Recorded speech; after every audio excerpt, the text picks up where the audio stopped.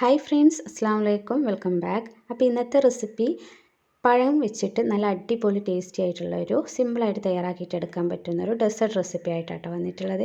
അപ്പോൾ അതെങ്ങനെ തയ്യാറാക്കുന്നത് നോക്കാം. അപ്പോൾ അതിന് വേണ്ടിയിട്ട് ഞാൻ ഇതുപോലെ തൊലി കളഞ്ഞെടുത്തിട്ടുള്ള ചെറുപഴമാണ് കേട്ടോ എടുത്തിട്ടുള്ളത്.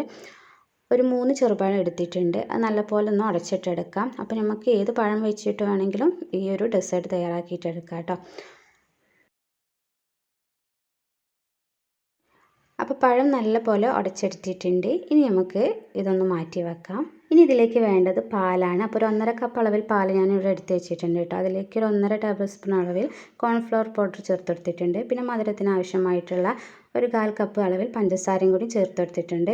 ഇനി വേണ്ടത് ഇതിലേക്ക് നേരത്തെ ഉടച്ച് വെച്ചിട്ടുള്ള പഴം മുഴുവനായിട്ട് ഇതിലേക്ക് ചേർത്ത് കൊടുക്കാം.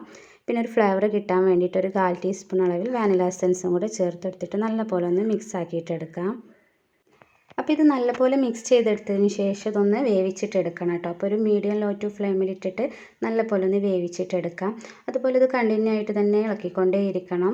ഇളക്കിക്കൊണ്ടേ ഇരിക്കാതിരുന്നാൽ ഇത് അടി പിടിക്കും കേട്ടോ. അപ്പോൾ നമ്മൾ നല്ല കണ്ടിന്യൂ ആയിട്ട് തന്നെ ഇളക്കിക്കൊണ്ടേ ഇരിക്കുക.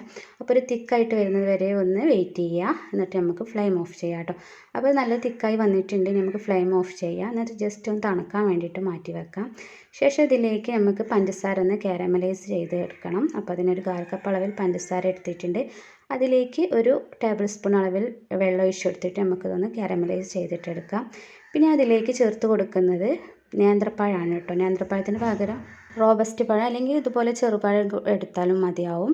ഇനി നമുക്കിത് നല്ലപോലെ ഇതിൽ മിക്സ് ചെയ്തെടുത്തതിന് ശേഷം ഒരു 2 മിനിറ്റ് ഇതിലൊന്ന് മിക്സ് ചെയ്തെടുക്കാം. എന്നിട്ട് നമുക്ക് ഫ്ലെയിം ഓഫ് ചെയ്യാം.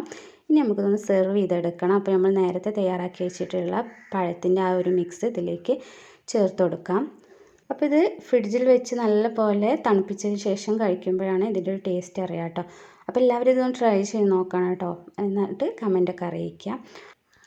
ഇനി നമ്മൾ നേരത്തെ കാരമലൈസ് ചെയ്ത് വെച്ചിട്ടുള്ള പഴം ഇതിൻ്റെ മുകളിലായിട്ട് വെച്ച് കൊടുക്കുക കേട്ടോ. അപ്പോൾ കാണാനൊരു നല്ല ഭംഗി ഉണ്ടാവും. അപ്പോൾ എല്ലാവരും ഇതൊന്ന് ട്രൈ ചെയ്ത് നോക്കുക. വീഡിയോ ഇഷ്ടപ്പെട്ടാൽ ലൈക്ക് ചെയ്യാനും അതുപോലെ ഷെയർ ചെയ്യാനും സബ്സ്ക്രൈബ് ചെയ്യാതെ കാണുന്നവരാരെങ്കിലും ഉണ്ടെങ്കിൽ സബ്സ്ക്രൈബ് ചെയ്യാനൊന്നും മറക്കരുത് കേട്ടോ. അപ്പോൾ ഇൻഷാ അല്ലാഹ് വീണ്ടും ഇതുപോലൊരു സിമ്പിളായിട്ടുള്ള റെസിപ്പി ആയിട്ട് വരുന്നതാണ്. അസ്സലാമു അലൈക്കും.